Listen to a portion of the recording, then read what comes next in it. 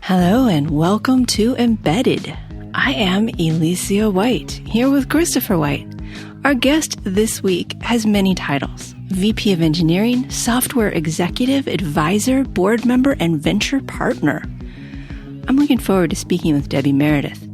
But real quick, before we get to talking to Debby, I need to remind you we're having a Hats and Hacks party on Saturday. And I'm not going to say which Saturday because if it isn't this Saturday, it's already passed. Okay, it's January 28th. If you haven't RSVP'd, you are running out of time and I need to order food. Check the show notes for a link with details. And everybody who can't make it, we'll send you a few pictures. Hi, Debby. It's great to talk to you today. Hey, Chris. Hey, Alicia. Could you tell us a bit about yourself?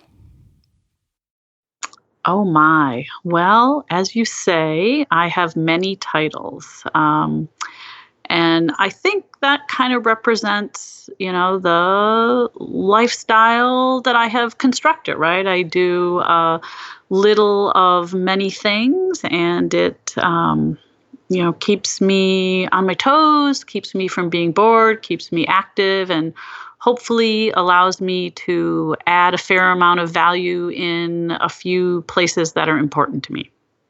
Cool.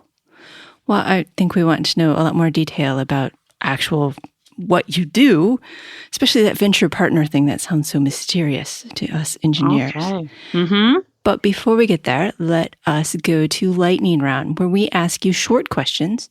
We want you to give us short answers. And if we are behaving ourselves, we won't ask you for why and how and all of that. Okay. Should we bring back the dinosaurs? Probably the last time this question will be asked. Oh, that's... No. Dogs or cats? Dogs. Introvert or extrovert? Extrovert. Any New Year's resolutions? Oh, the classic to be fitter. Best way for a coworker to reach you? Text, email, phone call, instant messenger. Is there anything else that's been invented since this card was made? Telepathy.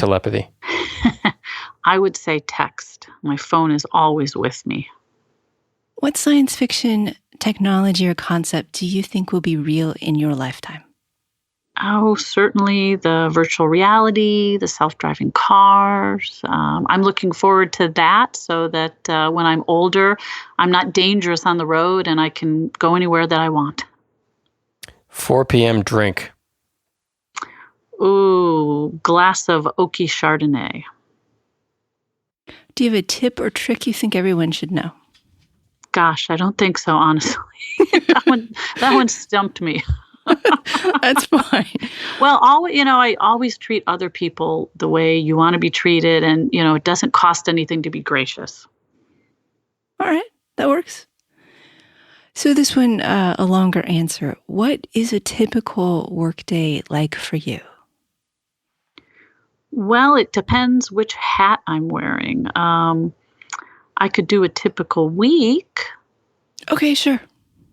So Mondays, I am at Icon Ventures since I am a venture partner, and that is when we have our partners meeting. So that's typically my Monday, and it's a meeting that runs most of the day. It's very efficient and well run, but we look at new deals, talk about our portfolio companies. Often we'll have a presentation, a chat with a potential investment. So that's typically my Monday, which was today. And then the balance of the week, if I'm doing an interim VP of Engineering project, which I currently am, I'm typically at that company Tuesday through Friday, and running engineering. And when you run engineering, you are always running engineering. So I'm always available, but I would be at the company typically on the other days. Sometimes I might have another meeting, like I did have right before this, with an individual at a company where I'm an advisor. Next week, I have a computer history museum board meeting. So kind of a few little things peppered in, and the staples are typically Icon Ventures on Monday, and then if I'm an interim VP of engineering somewhere, there's kind of that for the balance of the week. So more than enough to keep me busy. Yes. But so a venture partner, Uh-huh. as an engineer, I have this idea that they're all fat cats smoking cigars and having 3 martinis lunches. How accurate is that? That wasn't my vision. Thank you, Christopher. My vision involves sports cars and Oh, nice. Well, I would say probably not so, but maybe in some cases. So interestingly, general partner and principal or associate, whatever we call that, those are pretty standard positions at any venture firm across, certainly the Valley and the country and such. Venture partner is the weirder one or the outliers. A lot of venture firms don't have venture partners. And for the venture firms that have them, it's all over the map, right? And it will range from a very loose connection to the venture firm to maybe something tighter where, they're investing money alongside or with the venture firm.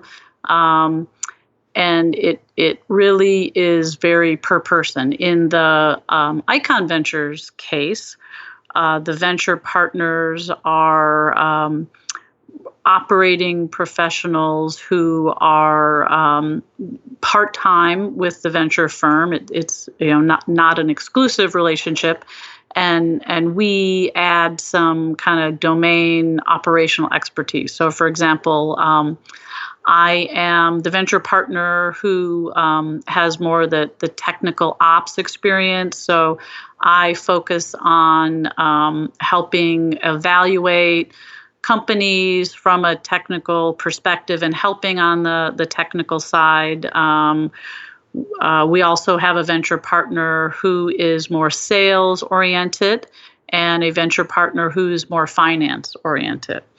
So to go back to your fat cat characterization, sure, I think there are some of those, right? Definitely. And then also sometimes venture partner is the title that a general partner kind of drops down to once they aren't as actively investing, right? And they're sort of taking a step back. They become not a general partner, but a venture partner, or sometimes firms will start someone who they might want to try out as a general partner as a venture partner. In the case of Icon, venture partner is just kind of a standard. We only have 3 of us, but we're the people more with the operating experience. So, in my case, I do, like any partner, I help source deals, I evaluate deals, and am part of the investment group. But I try to focus on the technical side. For example, if we get serious about an investment, I'll go meet with the company and do the technical diligence typically. Or for a current portfolio company, if we are, say, looking to hire a new VP of engineering, I would be involved in helping to interview that person. What's the difference between what you do and what a venture capitalist does?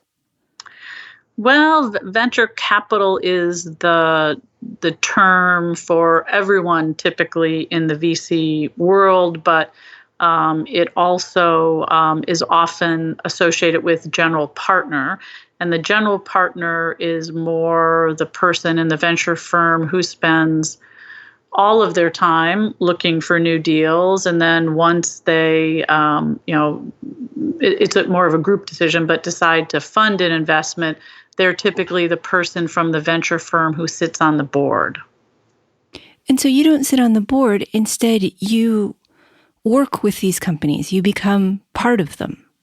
Is that right? A little bit more. I mean, my interim VP of engineering work is separate from Icon Ventures, Okay. but I more help out loosely on the technical side as part of the Icon investment.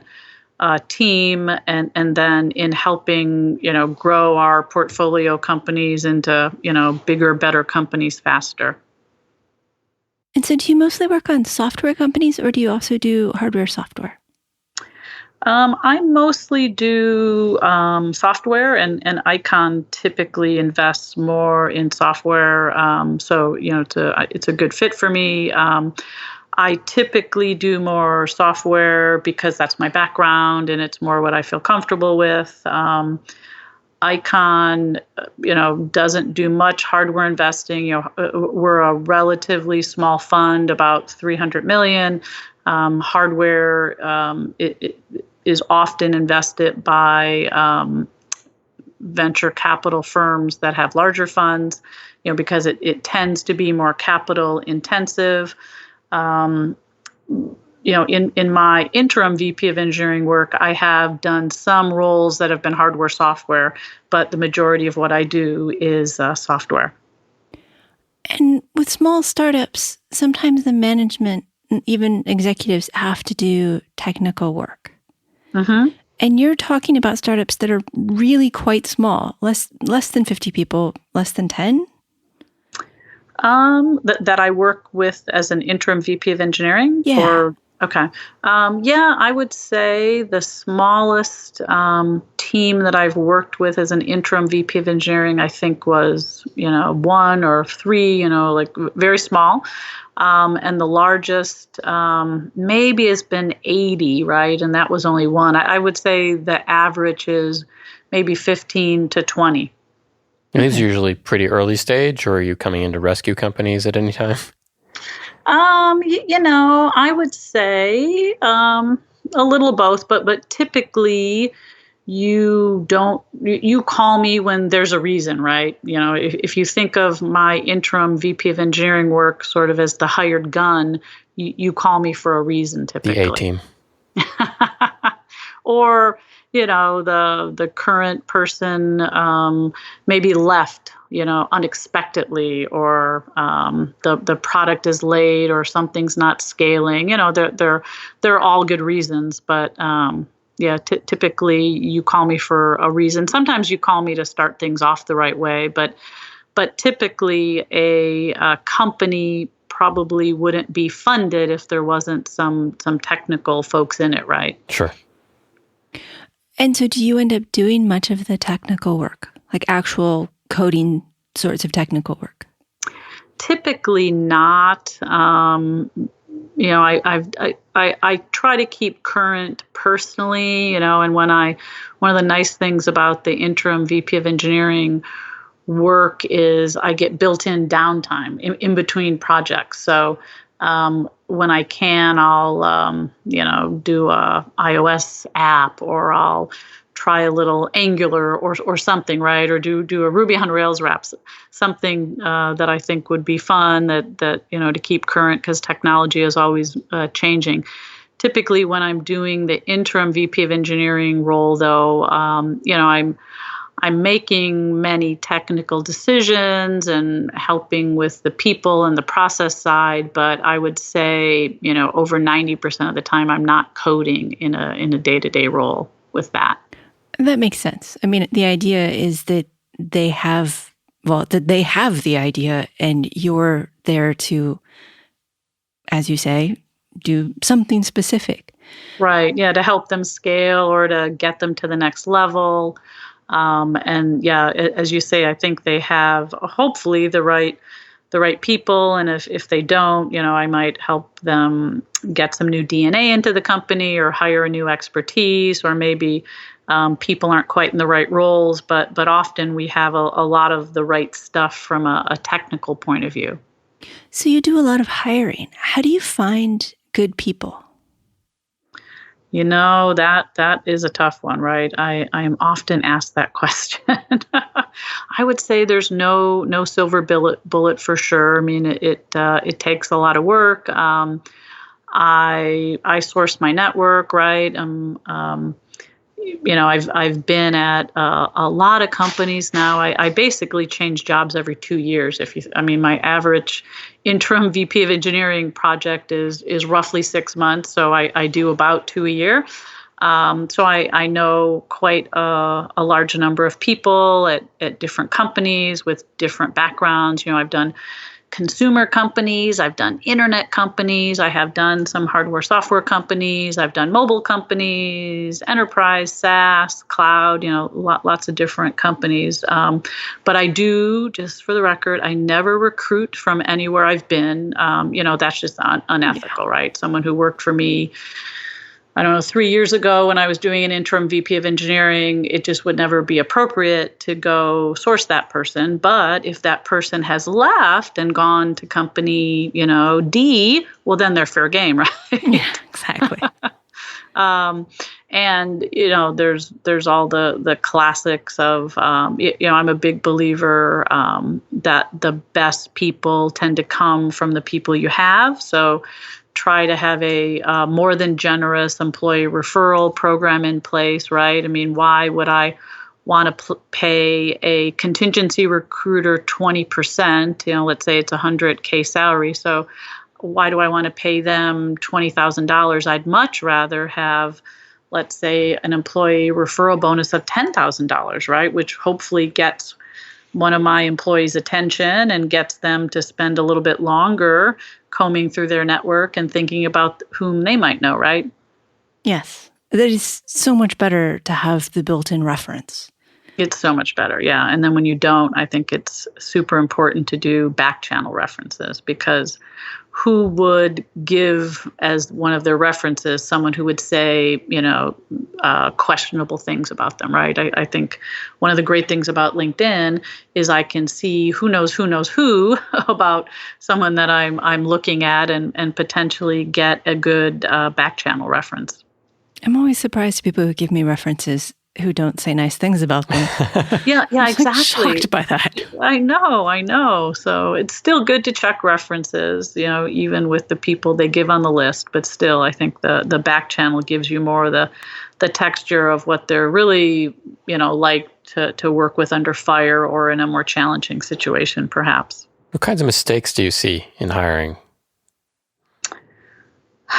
Well, you don't see it as often as you used to, but I think in the old days, right?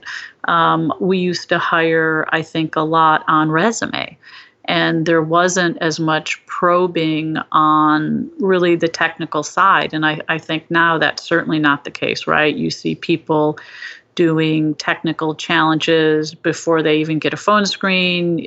You see interviews, right, where we're up at the whiteboard with people, having them, describe architectures, do some coding on the board, or, hey, let's pull up a chair and let's code something together, right? So I see less of the mistake of technical competence, but I think there's still some of that in places where they don't, I guess, challenge people as much as they should technically. Often people don't work out, I think, for fit. There's not enough time spent on the cultural fit. I see a lot of what I call the body rejecting the transplant. When someone who's only worked at larger public companies goes to a startup company. It's not that the person's bad or the company's bad. It's just perhaps, it's a very different environment and expectations are mismatched. Or there's just not as much time spent on the team aspects and the dynamics. Because especially in startup companies, right, you do spend a lot of hours with the people, and it's often under close quarters. So that fit, I think, is more important than at a larger company where there's just more space, maybe more places to hide, and more people to work with and to transfer around if things don't work out as well. Those are hard qualities to look for in an interview, especially if you're also trying to make sure that you have a reasonably diverse workforce. That's a great point. Yeah. Any hints on how to balance those? I mean, it shouldn't be a balance. Those should be orthogonal, but it's easier to feel that simpatico, we can get along with somebody who looks just like you. That is a really great point. Well, I think just being aware that a diverse workforce is usually a better, stronger, higher performing workforce goes a long way. I would never hire someone, or I would never personally want to be hired, let's say, because I'm a woman. If I wasn't the best candidate. Now, if there are 3 candidates and we're all pretty equal and 2 are guys and I'm a woman and we're looking for a female engineer, I'm okay if you give me that nod. But, I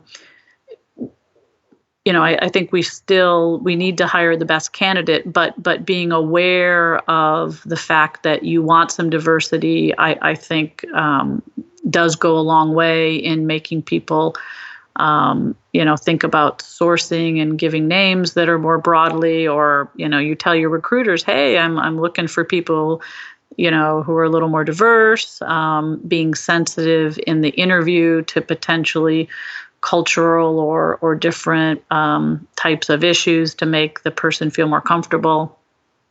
But, there's no magic bullet, right? I do think it comes at the name stage. You can't say, of these 5 candidates who are all very competent and all very similar, that's not where you're working on diversity. You have to go out and find the names and say, yes, I'm interested. Yeah. Because if I weren't to raise that with my recruiters, or even with my team for the internal stuff, I would get candidates that look like, the majority of candidates already have, right? It's harder to find the culturally diverse candidates in engineering. So hiring's hard, but it's sort of fun. There's also that image, possibly a bad one, of VP of engineering, especially the interim ones, joining a company, firing a bunch of engineers and hiring all their manager friends. Really? Where did that come from? Is this just perception and has no reality? Gosh, I have to say I've probably done how many? Like, I've been doing interim VP of engineering work, let's say roughly since 2000. So let's say 16 years, 2 years. So let's say I've done 32. I have never done that. Well, but but you've heard about it, haven't you? Well, I haven't heard about it with interim VPs of engineering, and there aren't many of us, to be honest. But I have heard about it with, let's say any executive, right? Like, so if I'm a CEO or I'm a board and I'm hiring a new executive, typically one of the things that I expect or hope for is that this person has what we call coattails, right? So he or she has some people that, if we were hiring, would want to work for them again, and they could bring along.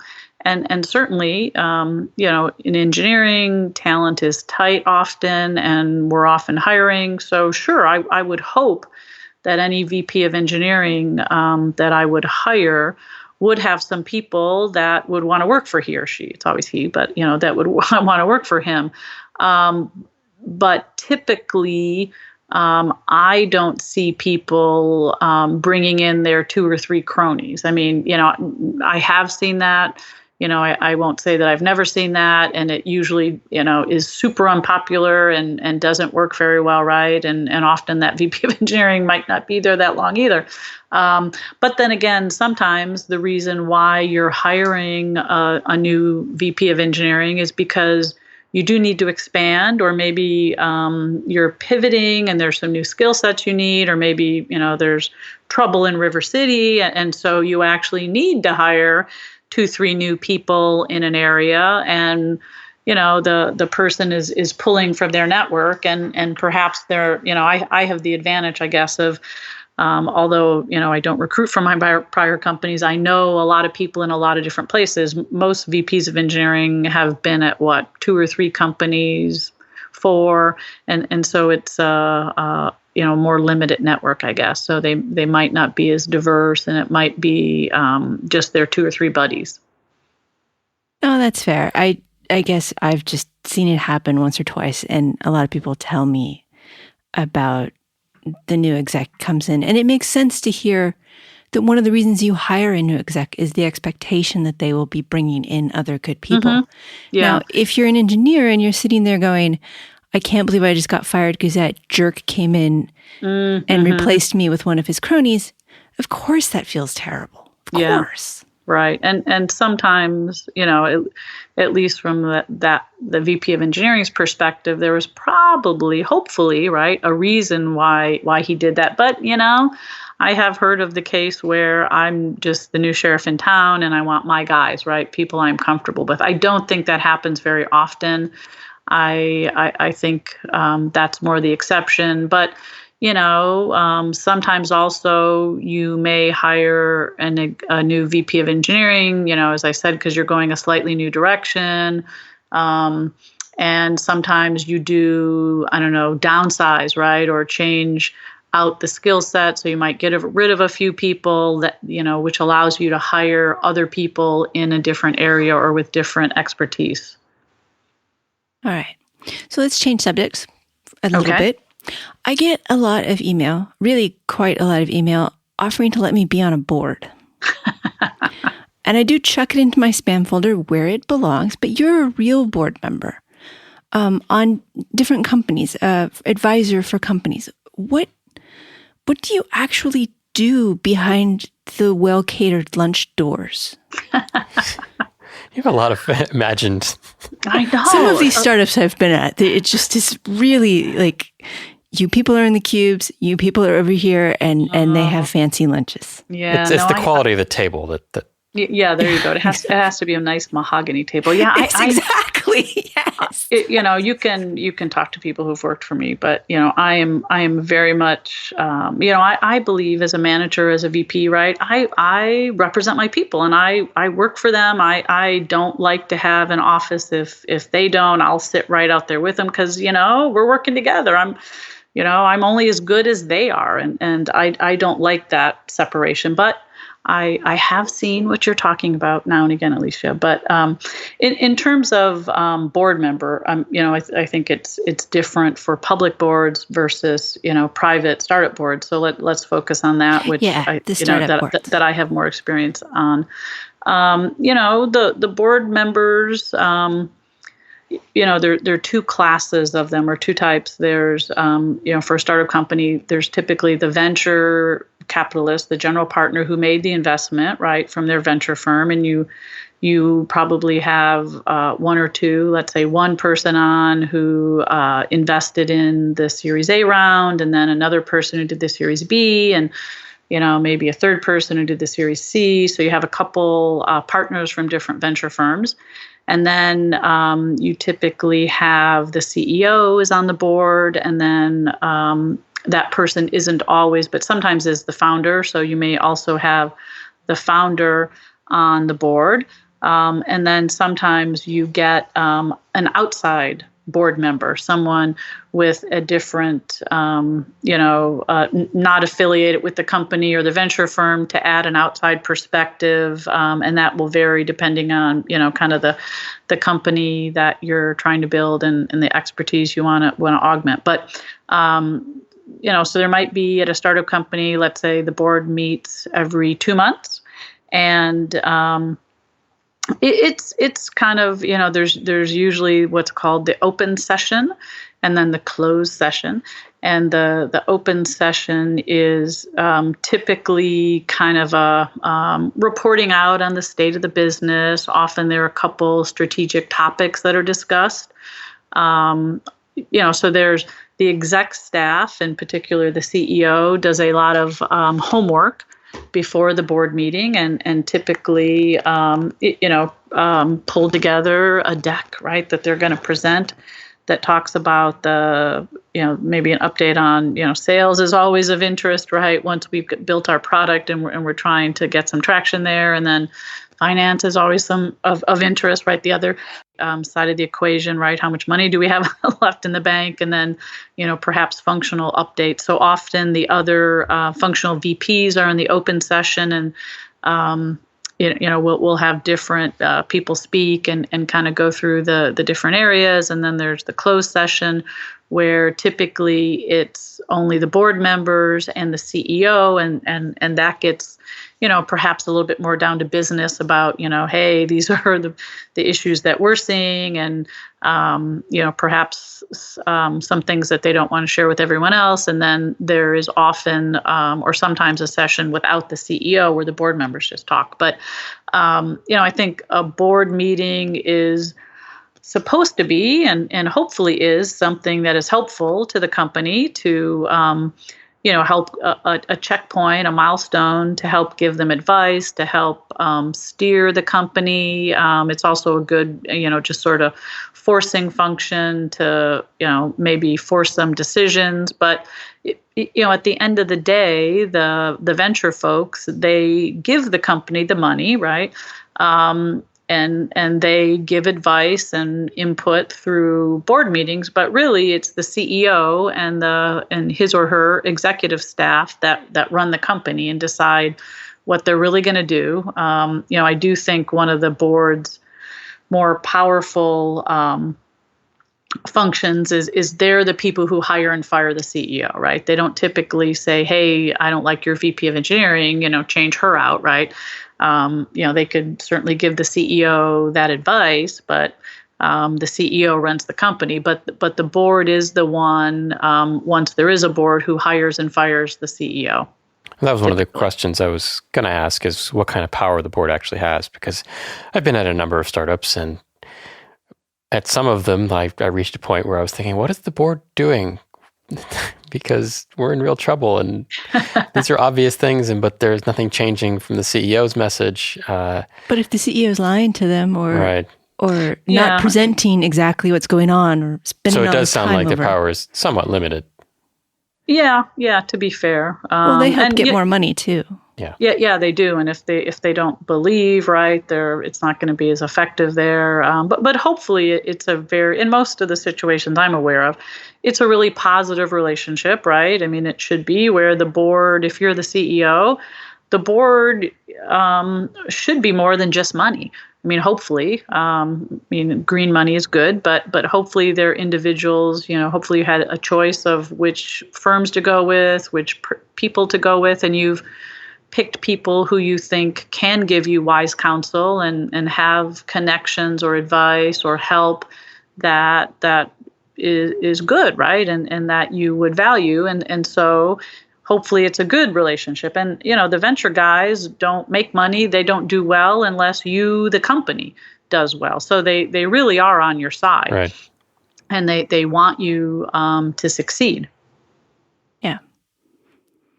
So for the advisor role, which seems to be board member minus junior board member, I'm not quite sure how to put it, but I sort of lucked into being an advisor, and they send me the slides and invite me to meetings, and but they don't really seem to expect me to do much.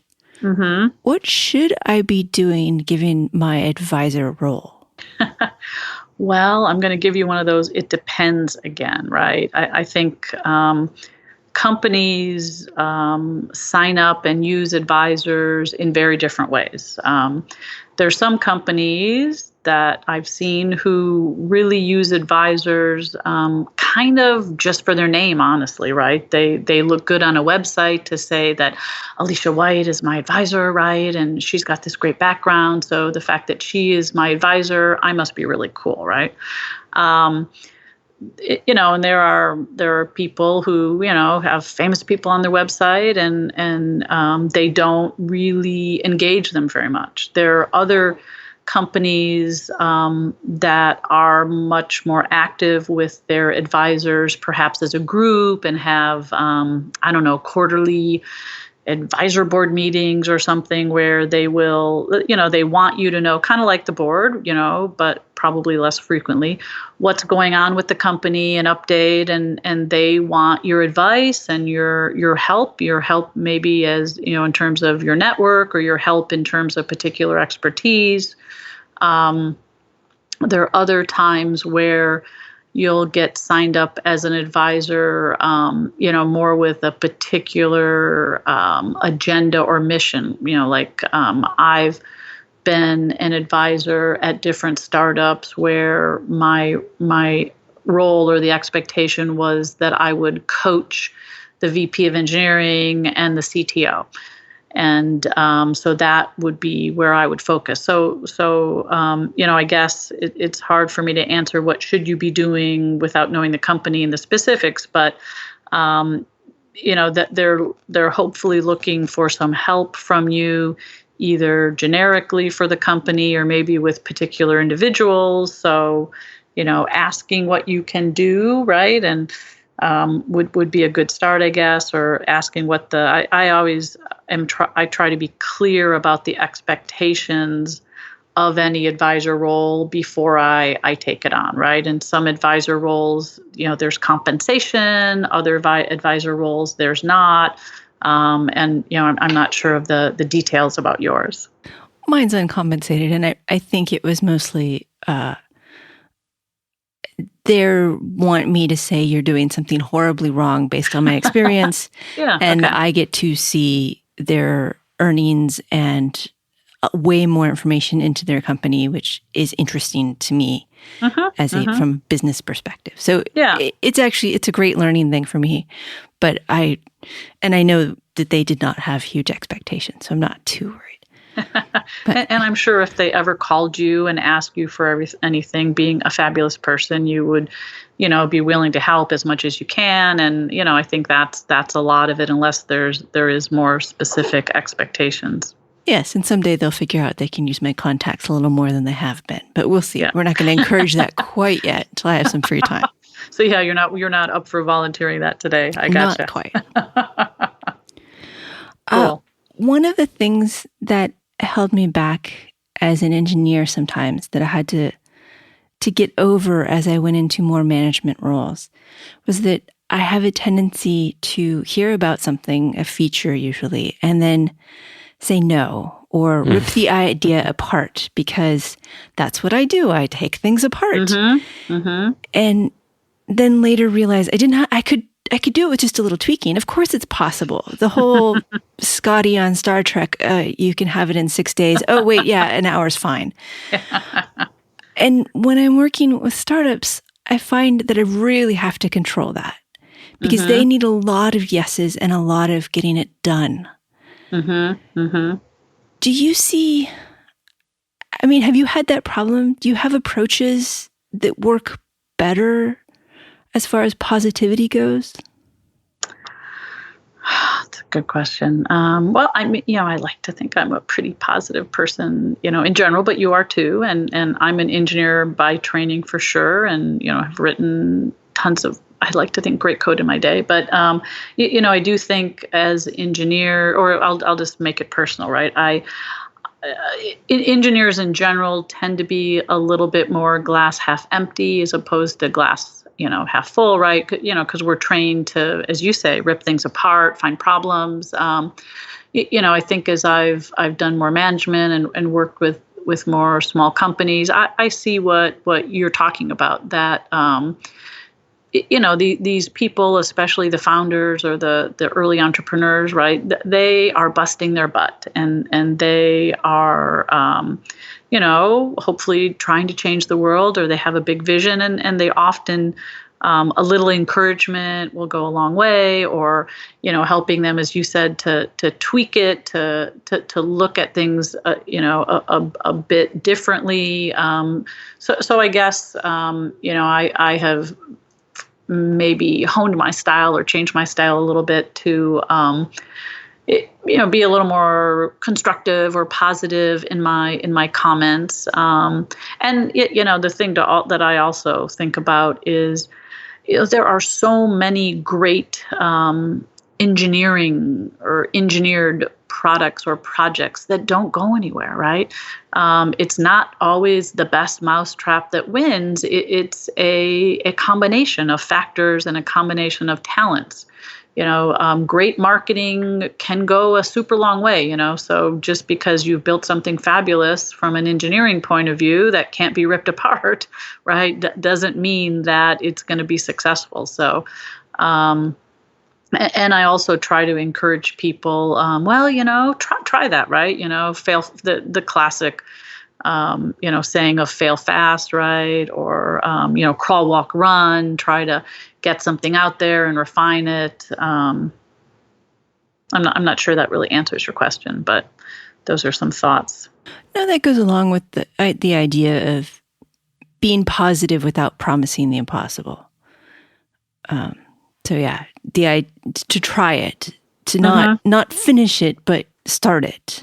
Yeah, and I think especially in your role as an advisor or in mine, right? I think a lot of what they're looking for is your experience, your advice. So if someone tells me blah blah blah, I might say, gosh, that, and I believe, right? That sounds interesting. I don't, but in my experience, when I've tried that, I hit these roadblocks. You might want to think about that, right? Or, give them the perspective. But at the end of the day, they're the blood, sweat, and tears, and it's their decision. And often it is the new creative, idea that's the breakthrough. So I try not to rain on that too much, but if I'm asked, I will tell them, what I've seen, the pitfalls I've seen in something similar that you're trying to do, or gosh, the way I've seen that idea of yours really take off is if you try this approach, right?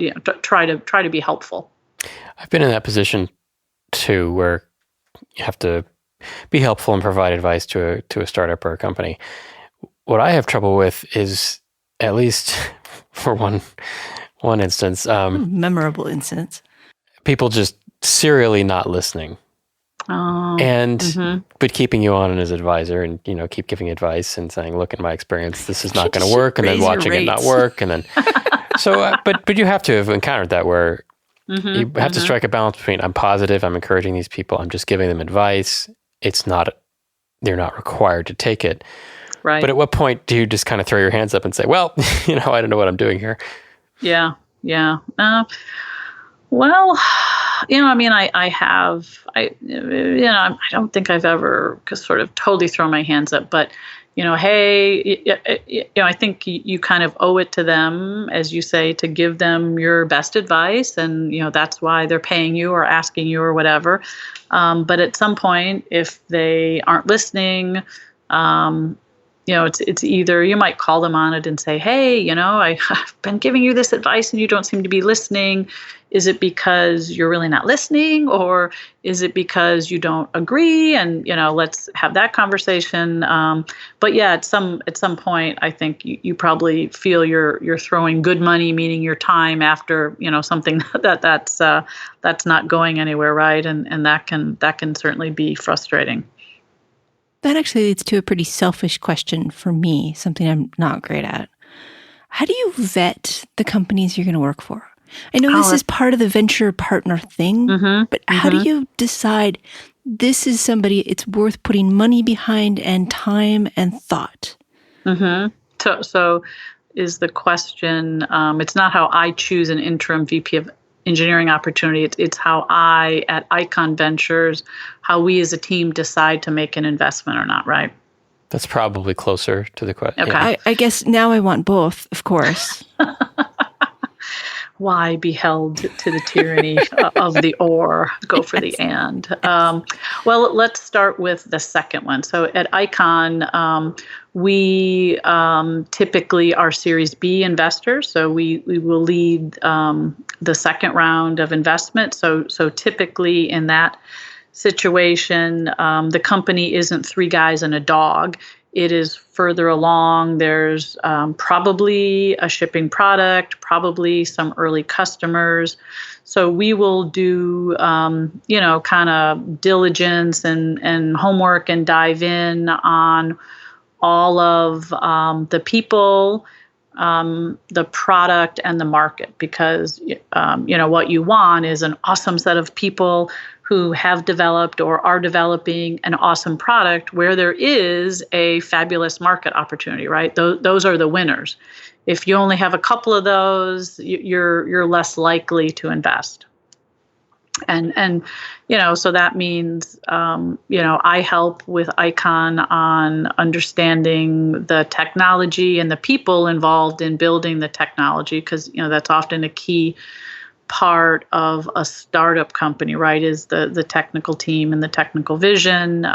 We'll do research on the market and how big we think it is, and it's important to look at the company's go-to-market strategy, right? Are they charging $2 and hope to sell 20 bazillion, or is it $200,000, right? And kind of looking at how feasible you think their go-to-market strategy is. And then, I think a lot of any investment at the end of the day, it boils down to the quality and the caliber of the people.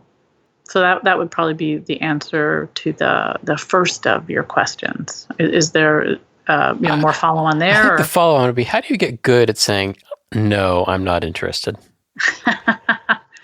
Well, I've seen with venture firms, because I have worked with a few, sort of two approaches. One, sometimes the venture person doesn't want to tell you no, right? Because they want the opportunity to invest later, or maybe you solve something 2 days after they meet with you. So sometimes it's like, well, that's interesting, it's not quite a fit for us, or you're too early, once you've done XYZ, let's have another conversation. So that's sort of the let's keep talking. It's not quite a no, but it's right, it's not I'm getting my pen out and writing the check.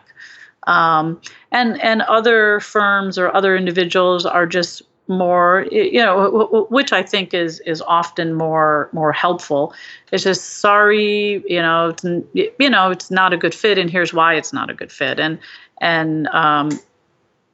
give the honest feedback of, we're, sometimes it's me, not you, right? Like different venture firms often do focus on different stages of markets or different types of sectors. So it could be, hey, your company is too early for us, and sincerely, we would like to look at your Series B. Or, we're not really, very expert in medical devices, so not a good fit for us.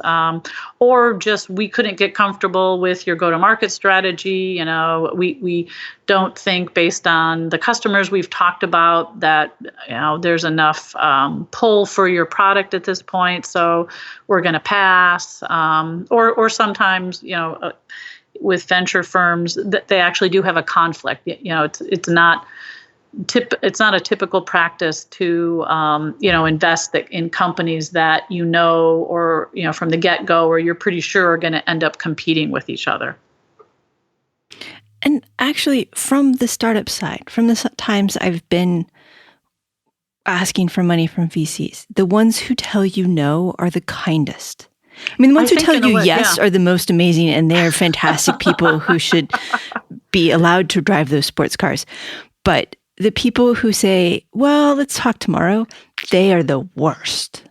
They will suck your time and energy for months on end and tell you and make you think that you have it in the bag, that you're going to get money, you're all going to get paid. And then they'll just say, oh, well, maybe lunch tomorrow. And you're just like, no is kind. That's a great way to put it. Yeah, especially when it's with honest feedback, right? And that's just their opinion, but they do have money, so that counts. But it's their opinion, and you often learn a lot from the no's that helps you to hone your pitch, or to think about things differently, or just to get more conviction, right? Because I think it is tough being an entrepreneur and a CEO, right? You get told no a lot, so you have to have a pretty thick skin, and you have to be a bit of a dreamer, right? And you got to believe, because people are telling you no, and if you need to take that input, but don't take it personally, and try to figure out how it can make you stronger and you can keep going, because otherwise, you're going to get beaten down, right? So say I have a little company and we're building widgets, which I know isn't your specialty. Uh-huh. How do I decide to seek out a venture partner? When should I, bootstrap fund myself? Mm-hmm. Mm-hmm. When should I decide it's time to go get money? Well, my classic, it depends. But so it does depend what you're trying to build. I mean, in general, the longer you can bootstrap something and get it further along, meaning get the product more fully built, get the team more fleshed out, get customers, early customers who are using the product right. So basically, the more you build the business on your own, the more what I say, you control your own destiny, right? You'll look more attractive to venture folks. Hopefully, you'll have more people who want to invest, and so you'll get better terms, and you'll get a higher price. You'll control your own destiny more, I guess. But you have to balance that with the fact that a lot of people can't bootstrap because they didn't make money previously with stock from another company, or they can't afford to go with no salary or with a diminished salary because they've got a family or whatever their personal situation is, or perhaps the product that you're trying to build is a widget, and so there's maybe a capital outlay that makes it more expensive than just you foregoing salary for 6 months or a year or something like that. So I think you go get, optimally you go get money when you have made enough progress that you've proved out, taken out some of the risk and proved out some of your technology, but also when you know what you want to do and you need that money to sort of fuel the next wave of growth. Often when you are out raising money, it is good to say, I want to raise $50 million and I'm going to use that to both invest in the product, but I'm going to be building out the sales team and, spending some money on marketing and, the reasons why you're, requesting the capital, right? But sometimes, it's, there's the other side is it's better to play with other people's money. So if you can get it, right, when you can, but I think it's wise if you make as much progress as you can on your own, because then you're also more secure that your idea is a good idea and the dogs will eat the dog food, and you can be more targeted also in the venture firm that you're trying to find a match for, because it really is a match, right? It's a match of the firm and the things they invest in and the person that will be on your board. It's a little bit like a marriage. So speaking of other people's money, something that's happened in the last few years to kind of muddy the waters of funding and getting companies started is the whole crowdfunding concept. Yes. Uh-huh. How has that complicated things or made things easier? Has it made things easier, or is it just kind of made things more difficult, actually?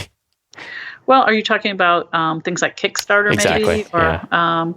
I think, we've looked at companies who got started with Kickstarter and, for the right type of project, I think, it can be a good thing, right? It can show that people are interested and it gives the company a little bit of money to, or a lot, but usually it's a little, to build that first prototype.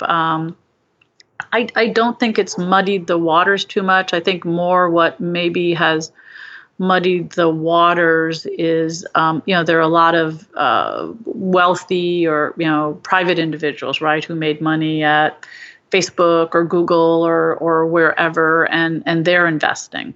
And so often you do see a lot of angels, super angels, or people getting seeded. And that's a way that which isn't good or bad, it's just different, but that gets people capital to take them further along the way before they might go and raise the classic institutional round, right, like a Series A with a venture firm. Are there downsides to that where they don't get the network and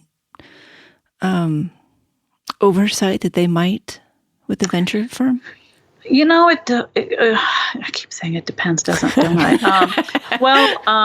Sometimes a lot of the people who are investing are, they're really smart people, qualified investors. They've, been a CEO, or they've been successful. They're strong operating people, and so they can give you great advice. Other times I have seen entrepreneurs, because you're cobbling together stuff, right? And you need money from whomever you can get it from. They'll have perhaps 50 people who are really friends and family who put in $25,000 or $50,000. And the problem with that is often those people aren't that sophisticated, and they can, potentially be kind of high maintenance in terms of wanting to know how things are going, right? Like if you're taking money from Aunt Sally, right, that's maybe her life savings of $25,000. And so she's not someone who, isn't maybe going to ask a lot of questions or able to give a lot of help. But I think in the Valley, by and large, the people who are taking, the private angel or seed round are getting, fairly good advice. And it can be helpful if you want that, you need that to bootstrap, as long as it, the terms are clean and every, there aren't any strange strings attached that would make it look weird to a venture firm when they come in and do the Series A. All right. So I again want to shift gears. You have multiple degrees in CS and math, including a master's degree. You worked at Bell Labs shortly after college, and writing software. You've written software for a number of companies, and then you did management and director of software and vice president of engineering. So you've had a pretty varied career. But what advice would you have for somebody who wants to put their career on the path that you're on? Who wants when they grow up, they want to be you? What do you suggest? Well, I think I was always pretty driven, and I guess a couple things. One piece of advice, whenever I was looking for a new company, changing companies or, going to something initially, it was important to me that I associated myself with the, highest caliber or, great people, right?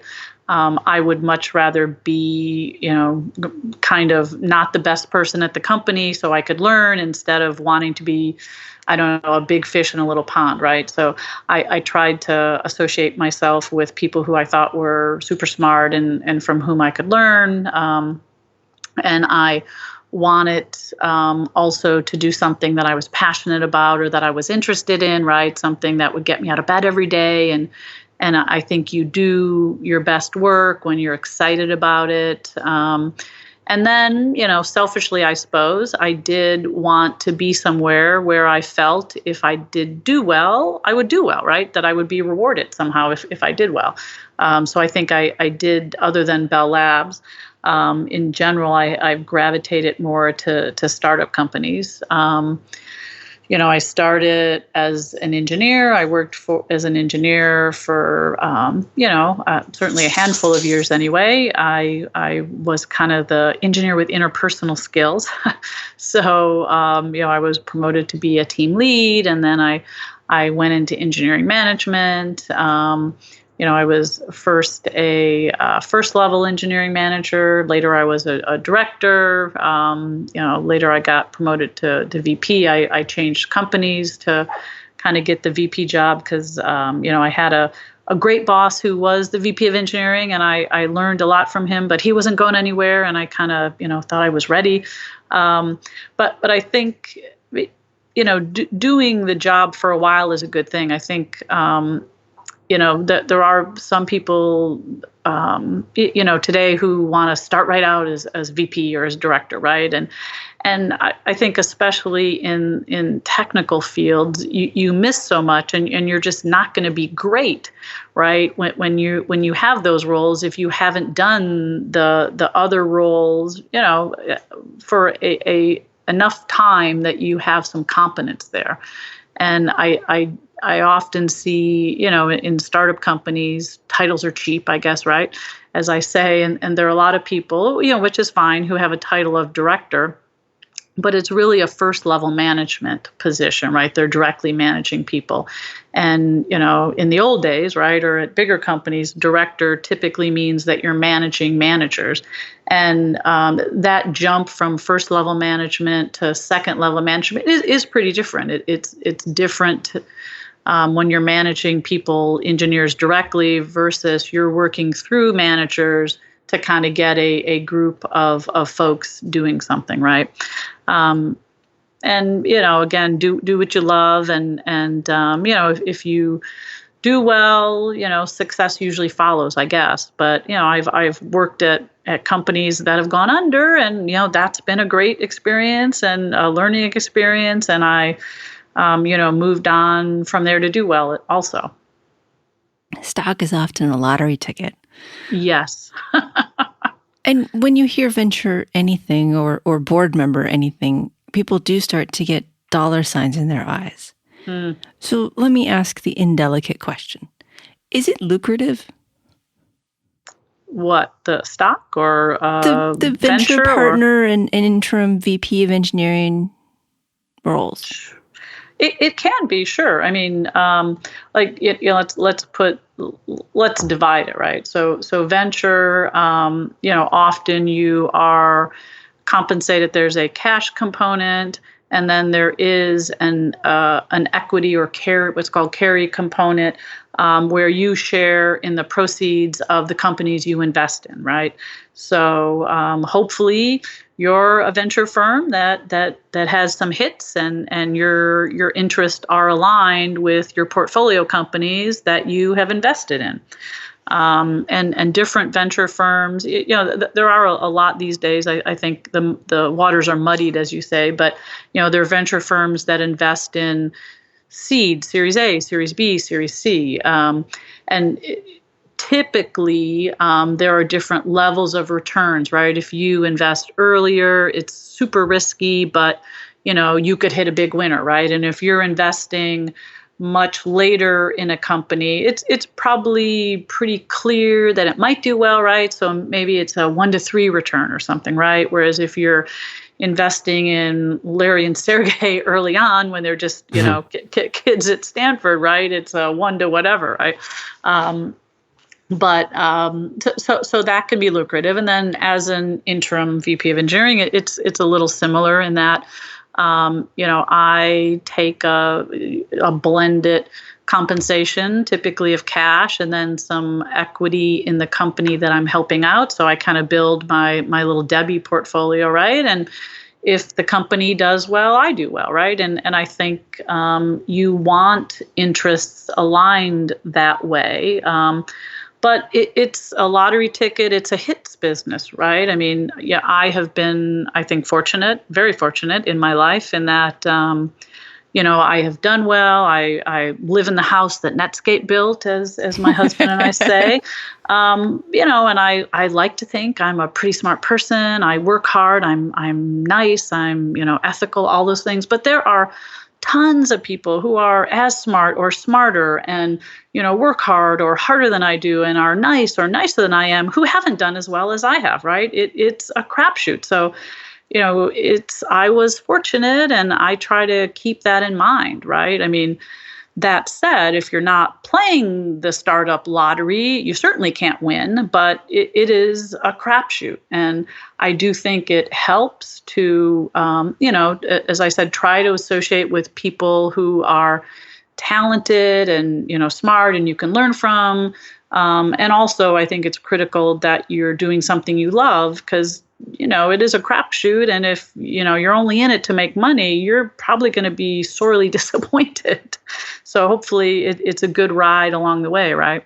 Yeah. But a lot of it is luck. So, I think, venture folks or anyone who fools themselves into thinking it's me, right? I know how to pick them or this or that. I mean, sure, you might have had some interesting insights, but, it's being smart, it's hard work, and then it's luck because, markets can change.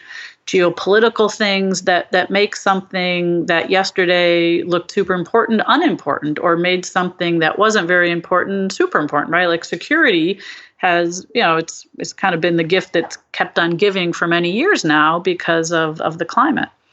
All right, then I think I have one more question. Christopher, do you have? I could go on for days, but Yeah. I'll ponder. You figure out which ones you want to ask. We have known each other since around 2000. And have we really that long? Have we really? Yes, really. We still actually. Look great, Alicia. We still look great. Totally. And we've had this podcast for 185 episodes is what this is going to be. And that translates to, let's see, 4 years almost. Yikes. How long have I been asking you to do the podcast? That sounds accusatory. I know, it's going to get worse, actually. Maybe 2 years, maybe 3, something like definitely. that. Yeah. Someone in your close family was on one of the first 50 episodes, so definitely you knew about it. Oh, yeah, I did. Alicia, she does this cool thing. No, I've heard good things about your podcast for quite some time. And you went on a different podcast first. Oh, I know. She used to work for me though, so but still, I feel bad. No. So you were on Women Who Code Radio on their second episode last December. Oh, Christopher, can you bail me out here, buddy? I'll just edit all this out. What was that like? What did you talk about with her? It was fun. It was for this woman, Tara Hernandez, who used to work for someone who worked for me, but she worked for me at Netscape. She's a great person. And we talked about my background and, kind of some of the challenges that I faced as a woman and my view of women in technology and that sort of thing. Right. I thought it was pretty interesting, and it was one of the reasons I didn't ask you about your background in depth, because if anybody wants to know more about Debby's extensive credentials, they can go listen to the Women Who Code Radio podcast. Thank you.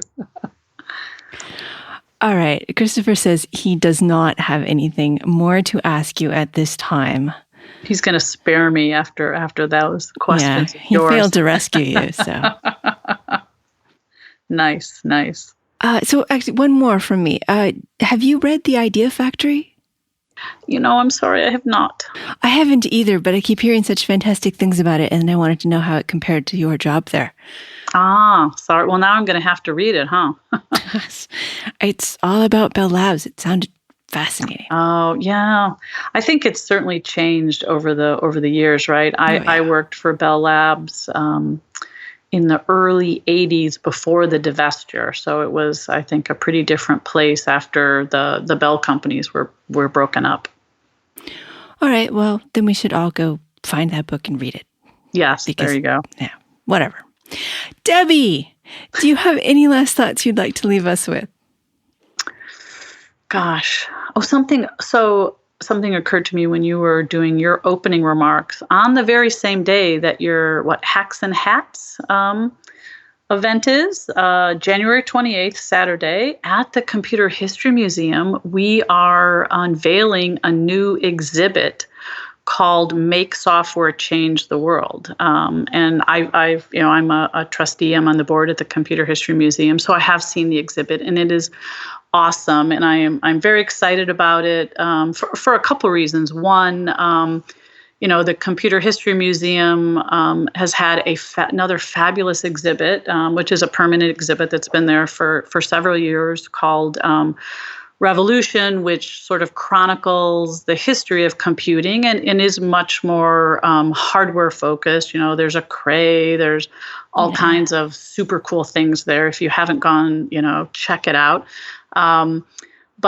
But this adds the whole software component to the museum. And it's also, I think, more approachable, which is cool. And for the same price of admission, you can go to both. So I guess I will leave you with a plug to go visit the Computer History Museum. I remember when my husband and I, I first moved out here from Michigan for grad school at Stanford, and people wanted to come see me because, they were my friends from Michigan and I was in this, California, which was supposed to be warm and very exciting. And they would come to Silicon Valley and they'd say, show me Silicon Valley. And this was again in the kind of 80s. And I didn't have any place to take them, right? I could drive them around and show them here's the strip mall building, right? Or I could say, well, let's go to Fry's and you can see these, weird things, right? But there was really nothing to do. And now when people come, I can take them or point them at the Computer History Museum, and we have an even bigger digital presence, online. But anyway, Computer History Museum, it's worth checking out. Babbage machine is still there? No, sadly. I mean, it was on display for many years, but it was, taken home by its owner. So we don't have that anymore. But we do have, plenty of video showing it running, and it was cool when it was on display for many years, and it would be run twice a day. So that was super cool. Yes, I used to work near there, and I'd go over break. Would walk over the hill and see the Babbage machine run because it was just so awesome. It's a feat of engineering, wasn't it? Yeah. It's incredible.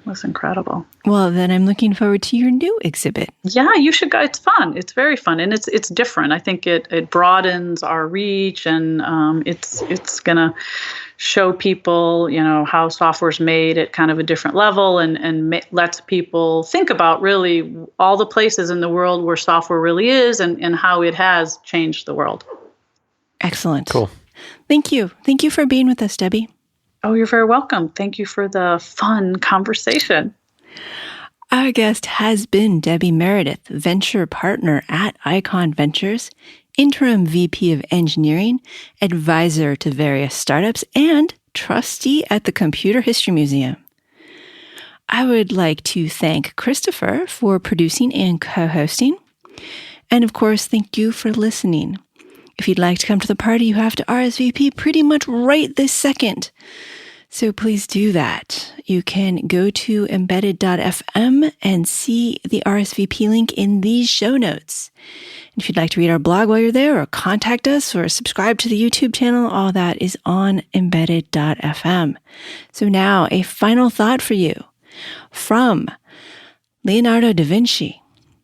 It has long since come to my attention that people of accomplishment rarely sit back and let things happen to them. They went out and happened to things. Embedded is an independently produced radio show that focuses on the many aspects of engineering. It is a production of Logical Elegance, an embedded software consulting company in California. If there are advertisements in the show, we did not put them there and do not receive money from them. At this time, our sponsors are Logical Elegance and listeners like you.